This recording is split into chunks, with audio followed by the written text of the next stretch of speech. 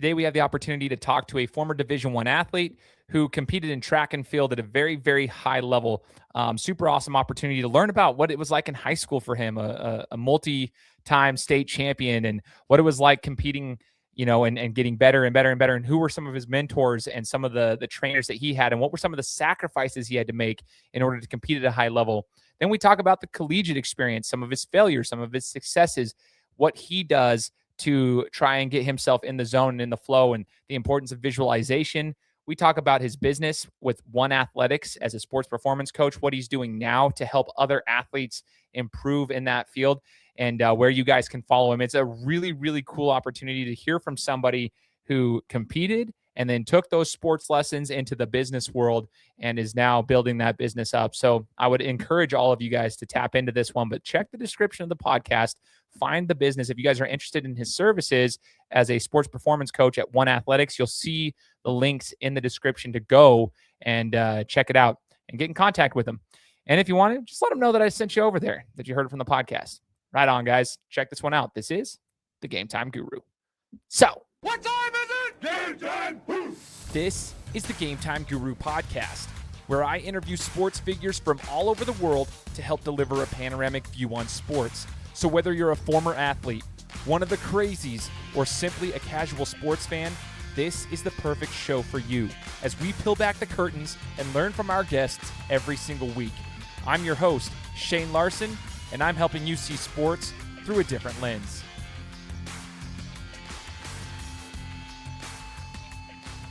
What's going on, everybody? Welcome out to another episode of the Gametime Guru Podcast. Shane Larson here, host of the show. Excited to be here with you guys for another episode, another interview. We're 9 years running into the podcast, and for those who are new to the show, thank you for joining. This show has been downloaded in 183 countries and in all 50 states, and so we're really grateful for everyone who's tuned in. Now, we do want to keep building the YouTube side of things, which is something that I'm semi-new to. It's only been a couple of years since I've actually been posting on YouTube, so please go follow this over on YouTube. Hit the subscribe button if you guys could. Help us build that channel out as well. But if you're listening on the audio side, which is where the majority of the listeners are at, Apple, Spotify, or any other platform, hit that follow button, hit the subscribe button. It's free. You guys can catch all the interviews that way. And just let us know what you guys think of the show. So joining me today, a very special opportunity to hear from a business owner, a former Division I athlete, someone that the state of Idaho knows really well. His name is Brayden Durfee. He is the owner of 1ONEATHLETICS, and we're going to learn more about what he's doing here as a trainer and what he's doing over here at 1ONEATHLETICS and everything, but we're going to get to know him. So, Brayden, thanks for joining the show, man. Of course. Thank you. I appreciate you having me. Absolutely, brother. So let's rewind the clock a little bit. So people are going to know, okay, former Division I athlete. Let's talk about this for a second. Well, I want to talk about what you competed in. So track and field was a big piece. You also have a little bit of football in your background and so forth. So when we say Division I athlete, what sports did you compete in at the Division I level? Yeah, I actually competed at first in football at Oregon State for a very short period of time. So I put it on the resume, but I don't know if it, some people are like, well, how long were you there? And I was there for like spring camp. And then, of course, like our 7-on-7 session in like what they call the player-led practices. And then I actually got in the portal, and then I transferred to Boise State for track and field. So kind of went through all the hard stuff for football, didn't get to do any of the fun stuff, and then got to live out the track and field dream. So the track and field dream. So in high school, it looks like you were a 4-time state champion as well. So before the college game even started, before you got into the collegiate athletics realm, talk about being a 4-time state champion. What does it take to actually get to that level? What was your high school experience like? Yeah, my high school experience was super awesome. I actually came into high school, though. I was like the small kid, though. I was like 5 foot, 98 pounds walking in as a freshman. So very small, but my dad and my parents instilled like work ethic and just knowing that, at some point you will develop. And if you have work ethic behind that, that's key to success. So I just kept working, and I had amazing trainers. Sean Wells was my sports performance trainer growing up and really helped me. And then I had an amazing sprint coach, Damian Olson. And then my football coaching staff was awesome. My receiver coach was Rob Thomas. He played in the NFL. And then our offensive coordinator was Drew Bledsoe. So got to have a lot of knowledge in the football game as well. So that was kind of where I started in high school, and then just going into my experience, what it took to be a state champion was just, like I said, hard work, consistency. Not many people know, but I was waking up at 5 in the morning, going to the gym, taking care of my body. Luckily, I had an amazing mom, so she had my breakfast ready, all my protein dialed in. Went to school, had my lunches packed. When I was a freshman, it's funny, my dad told me, you need to put on some weight, of course, for football. So he was making me eat half a peanut butter and jelly and a piece of fruit between every passing period. So I was that kid with the big lunchbox eating between every passing period, and my friends always thought it was pretty funny. But yeah, that's kind of just getting to that elite level. I think people would say is just hard work, and I know that's super cliche, but it's super true. So. Did you have to sacrifice anything like that? Because see, here's what people are gonna, the average athlete that's gonna be listening to this, they'll be like, oh, well, he had access to these trainers, like he had Drew Bledsoe, right? Like as a football coordinator, and he had, you're talking about these trainers. Oh, well, he had access to that.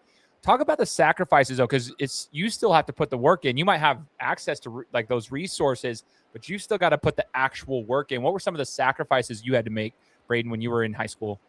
Yeah. I'll be honest, I had a pretty small friend group just because I was not going out, and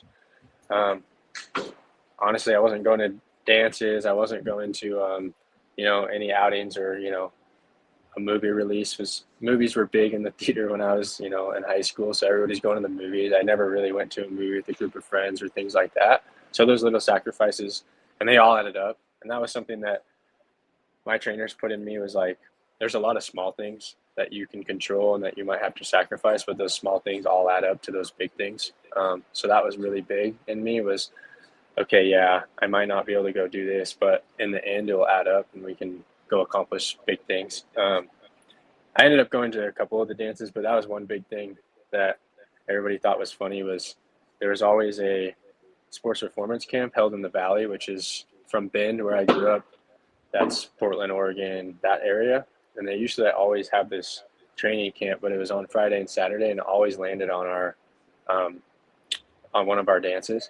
So I'd always end up going to that and training, and a lot of people thought it was ridiculous, but there's just those little things that you sacrifice. And of course, I'm not telling kids to go skip their dances. Those are great experiences, but just an example of some of the sacrifices that, you definitely have to make.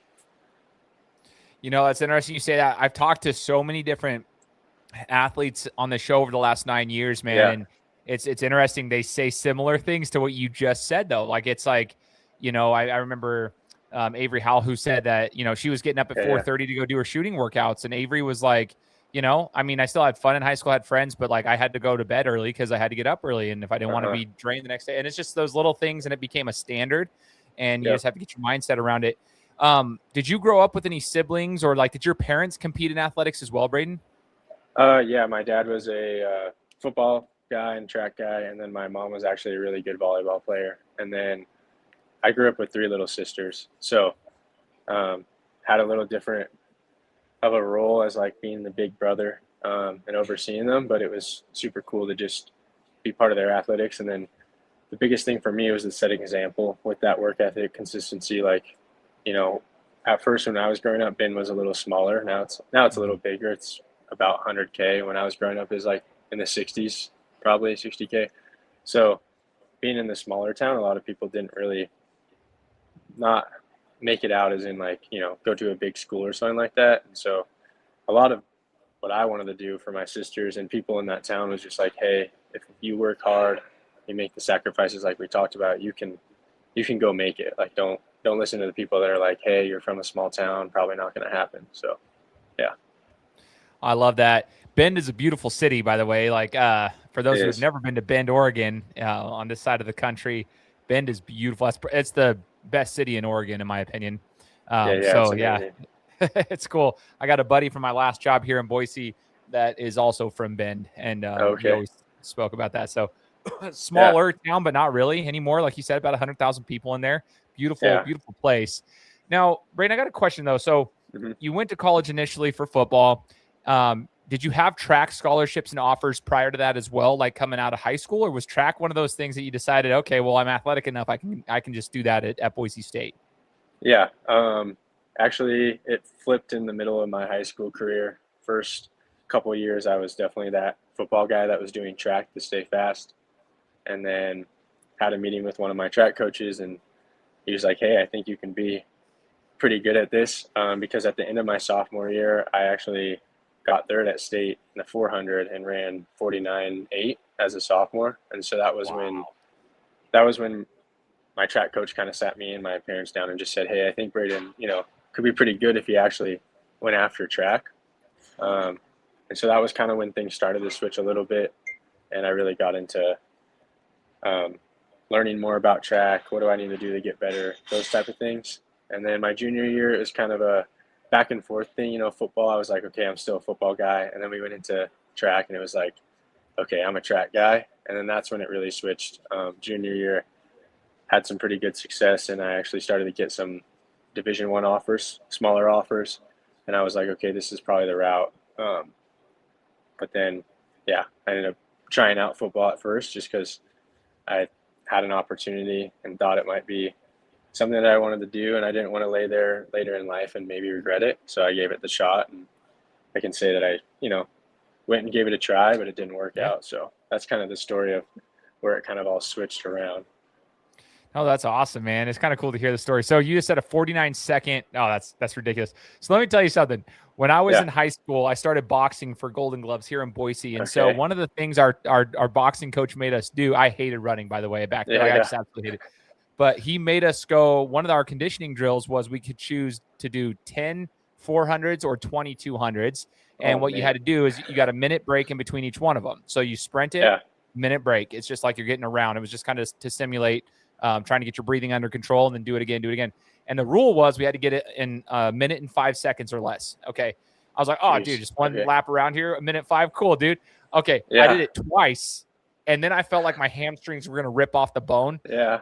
So when you say 49, dude, and I'm talking, and then every one after that was like 107, 112, 114. And I'm like, dude, I'm like dying every single one of them, just like drained. The fact that you could run it in 49 seconds is like, that's disgusting to me. I don't even know how that's physically possible, because I remember how tired I was. My lungs had this like nasty burn. I'm like, dude, this sucks, dude. And so anyway, it was brutal. So those 400s are crazy. So this brings me to my next question for you, as somebody who now trains and has competed at a very, very high level in sprinting and then these like track events. Talk to us about the training, because to me, it's like, man, like you can only do so many sprints before your body will give out. So how do you even properly train to be able to perform at your highest? And it's usually only 50 seconds or less of actually performing. And so I guess, how do you go about your training to compete at a very high level? Yeah. So there's probably going to be some, arguments on certain topics that I bring up, because I'm very big on not over running athletes. And I'm not saying there's coaches that overrun them. Some of them just don't know, and they, make a sprinter, like you said, maybe run 10 400s and they're only a 100 guy, which, is harder on their body. So I'm very big on our prep, just as far as we go. It's like you have your speed days, so you're really working on speed day, and then you have acceleration days. And then we have like your aerobic power and aerobic conditioning days. And that's working your central nervous system, all type of, your lung capacity, all those type of things. And you're trying to just write out the perfect plan to make sure all of those are dialed before they go and compete. And then, of course, you have like your micro performances and levels and plans and stuff like that. And then you're just trying to peak them for whenever their top performance is.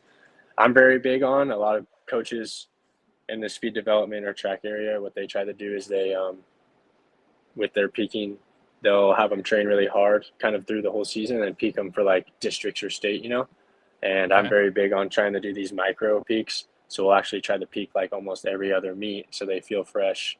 And I've found a lot of success with that. So. Oh, that's awesome. That's actually really cool. Okay. Very interesting. When you were at Boise State competing, that's where I actually, I got to see your name pop up quite a bit through the sports media realm and stuff. And I'm like, oh, okay.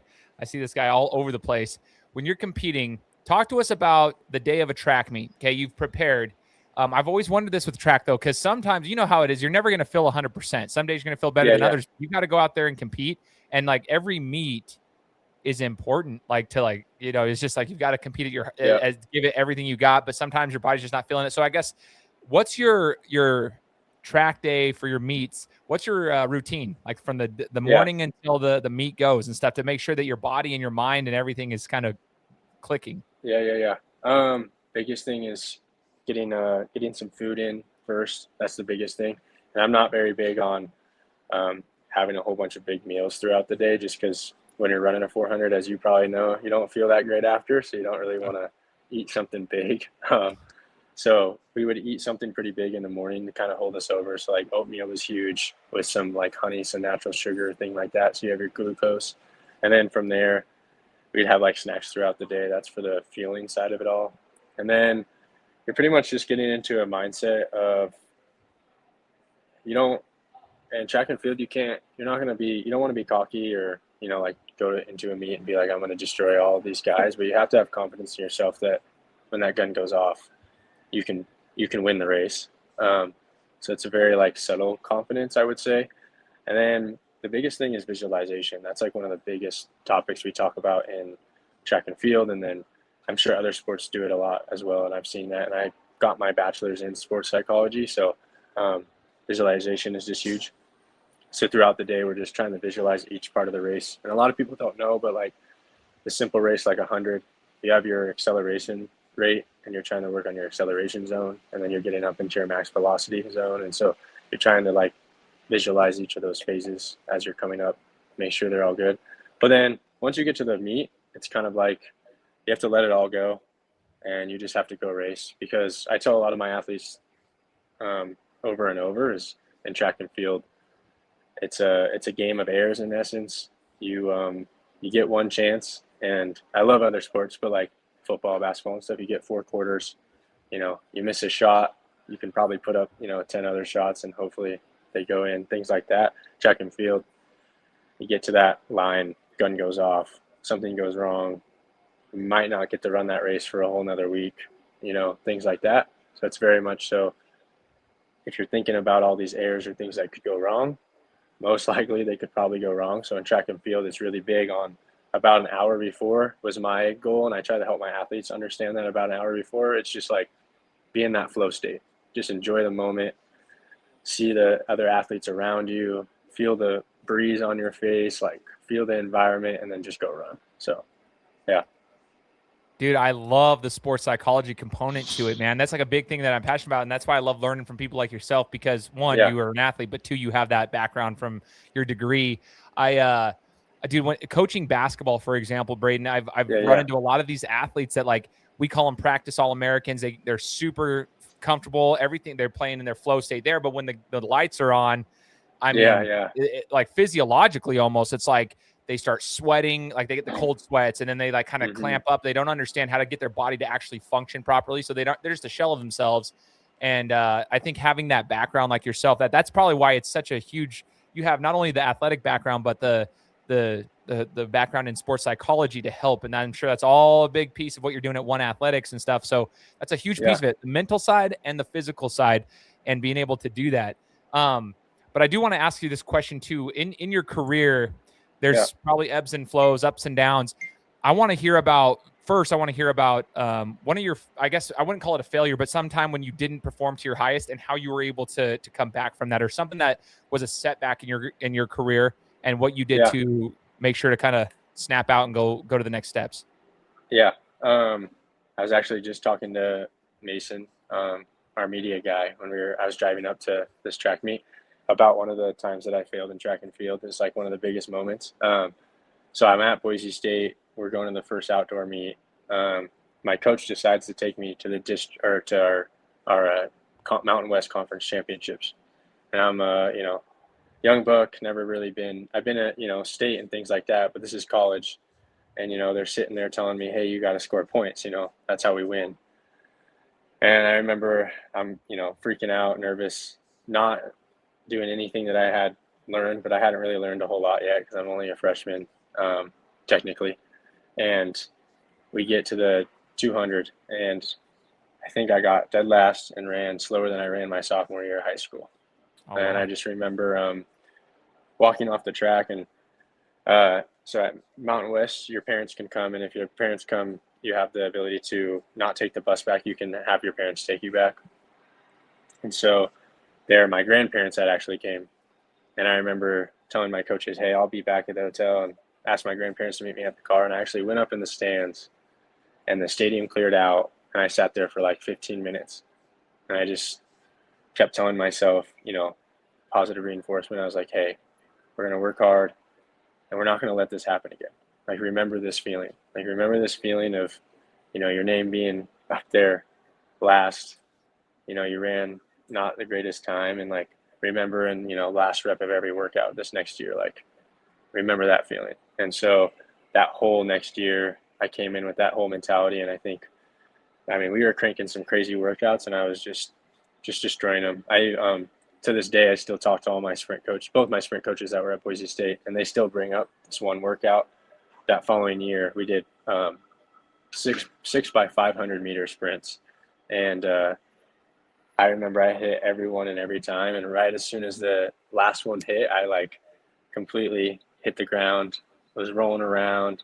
And the coach came over and was just like, I've never seen anybody hit those times. And he asked me what I was thinking about. And I told him, I thought about, me getting dead last year, and I'm not going to let that happen again, coach. So that was one of probably the biggest failure moment, but it ended up having a lot of success on the back end. So, yeah.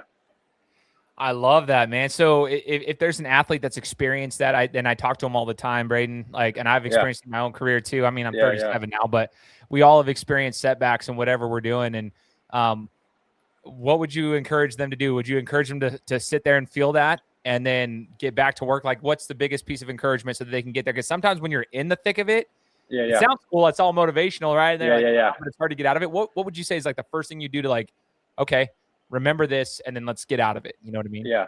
I think there's two things, and I try to tell my athletes this a lot. Is I think a lot of people, when failure first hits you, you have all these emotions and everything. And I think the first thing is to accept those emotions. It's okay to cry. It's okay to be upset. It's okay to be angry. If you got to throw something, just throw something that's, not going to break or something like that. But it's okay to feel those things and accept them. And then the second thing I tell them, and I say it a lot, my athletes probably get, they're like, oh, here we go, Brayden's going to say it again, is, biggest thing with failure is I don't look at it as we're down low or this is the worst thing ever. I always look at it this is just the start of our next greatest thing. Okay, we failed. Now let's look at it as wow, we have a whole big horizon above us, and we get to go explore that and go get it done. And that's kind of the biggest thing. And I really got that from a video that I watched a long time ago when I was in high school. I'm sure maybe you've seen it, but The Rock, he talks about how, when you hit failure, your back's against the wall.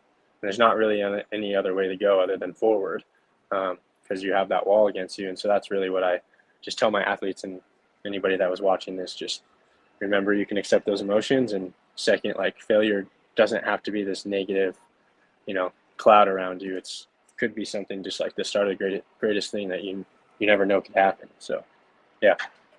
So cool, man. I appreciate the insights there too. That's so sick. Now 4 years, you're competing at the Division I level. One of the things I've noticed, and I want to ask you, the transition out of sport, right? The transition out of sport, track and field is one of those sports where you can, the next level after college could potentially be Olympics and so forth. There's opportunities, but there's not as many. It's kind of like wrestling, other sports you can go professional, and it's just hard to kind of figure out. So at what point did you start preparing, Brayden, for those next steps, the transition out of sport to the next phase of your life? Yeah, it was actually kind of right after, towards the end of my senior year at Boise State, I decided I wanted to go get more education. So I actually ended up going down the road to NNU and getting my master's degree, because I just knew that would help me. And I actually wanted to still work in athletics. I didn't know I'd be owning a gym and be a sports performance coach in that essence. I actually really wanted to be in the backside of everything, kind of in the shadows, and work in the athletic office at a college.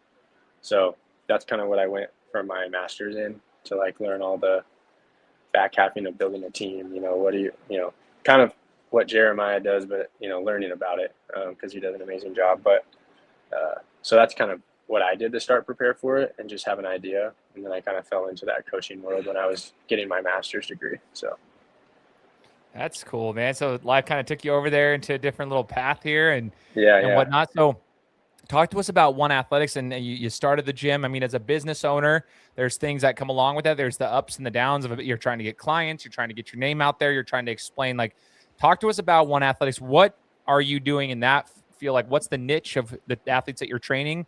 And, talk to us about it. I want to hear about One Athletics. Yeah. Just quick background on it. Yeah, pretty much while I was getting my master's, I got an opportunity to coach at Metal Sports. And Coach Brian, he brought me on, which was a blessing. And that kind of led to everything that's now. And then some stuff happened. Another company came in, all that type of stuff. And so I decided to go my own route. And I actually started One Athletics in the garage, start out, just because I had parents that had emailed me when I had left, what I was doing. So I started that, and then we got a facility. Actually, this April 7th will be a year in our facility, our official facility. So when we got in the facility, kind of that was when it was like, okay, this is go time. And yeah, One Athletics was built on, so it does stand for one of one. We just didn't want to, it's harder to say, 1 athletics and things like that. We wanted something that rolled off the tongue easier. So we just did one, combined it for our logo. And that's kind of our marketing scheme and our business model is just everyone that enters our door, everyone's one of one. And so that's how we scale our model, how we do our programming, our training is you come in and every single athlete that I have that trains at the gym has their own individualized programming dedicated to their goals, like specifically for what they want to accomplish. And we're trying to get to those goals as fast as we can, right, with that individualized plan. So that's kind of the basis of it. So this is actually pretty sick. I love hearing the stories of how the gyms are created and like the clientele that you're getting. Are you guys focused mainly on track and field athletes, or are you guys focused on any sports performance, like any athlete, and you're just developing sports performance for them? Yeah, we're all athletes. We're actually biggest in volleyball and track. We have some good football players, basketball players. We have almost all sports. Like lacrosse is one that I haven't really got into. But other than that, we have an athlete, and we've signed an athlete or gotten an athlete to college in almost every sport other than a couple, but we have some up and coming in those sports. So yeah, but volleyball and track are our two big main ones. Yeah. I love that. So on the website, Brayden, it shows that they've got you, they've got Lauren Mitchell, then obviously Mason as the videographer, the director of media, which is pretty sick. So that's the team. It sounds like that you guys have over there, the three of y'all. If somebody wants to work with you guys, like what do they call you? Do they go to the website? Like what do they do, class options, or like you said, it's more personalized plans? So like, is it just all one-on-one type of deals? Yeah. Like how does it work?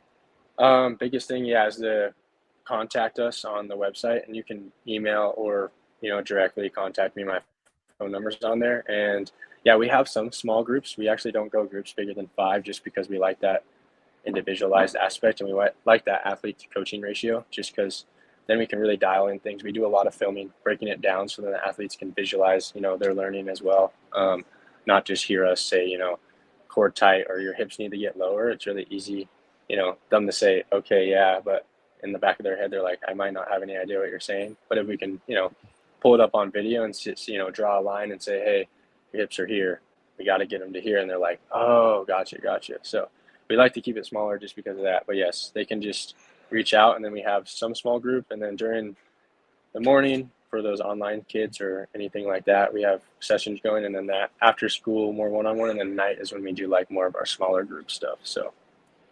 Wow, man, kind of a cool opportunity there. What age groups are you guys currently working with? Like, are you going young, or is it mainly high school kids and above?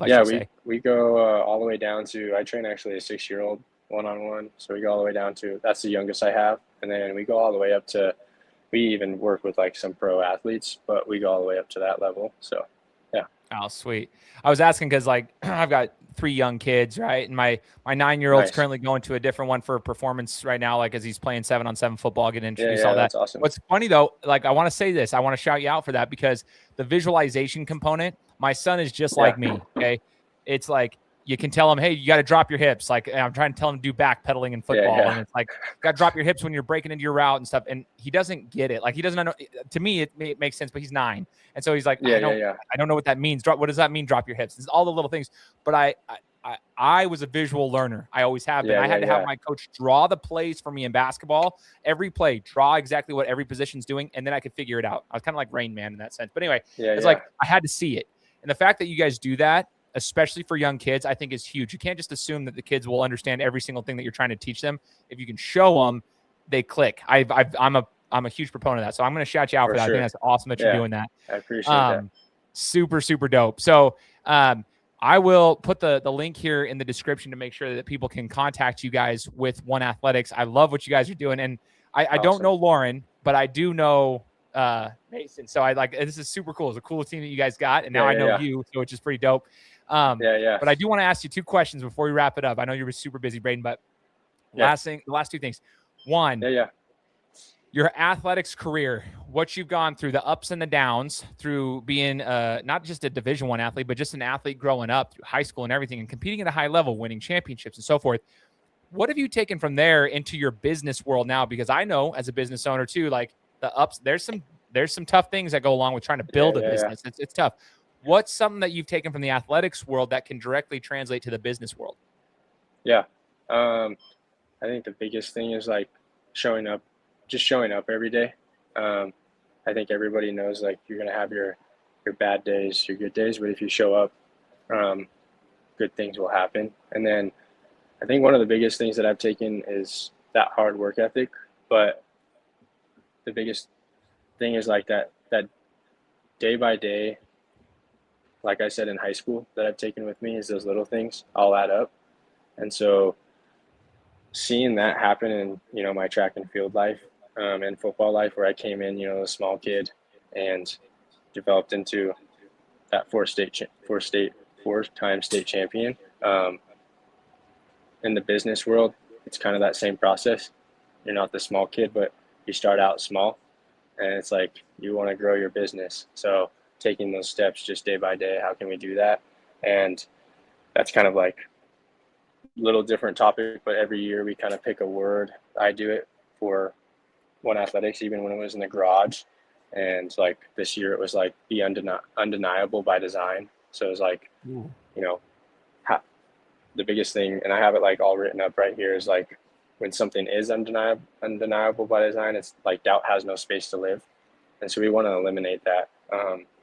And you eliminate that because you show up every day and the work is structured behind it. So that's kind of what I took from my athletic career and then my business career. So, dude, I freaking love that, man. Do you have merch that says it undeniable by design like that? We don't. We're trying to work on some stuff, but yeah. Ooh, my guy, dude. I'll buy a shirt that says that, dude. Holy crap. I love that. Well, the last thing I'll ask you, Brayden, to kind of wrap up the interview and just take you mentioned earlier some of the guys that like the resource, like you mentioned your mother, your dad, you mentioned offensive coordinator Drew Bledsoe, other guys that coach you in the NFL that were in the NFL, like just coaches and mentors, and you've had coaches and professors, I'm sure, that you've gone through, and now you yourself are a leader. So I want to ask about leadership.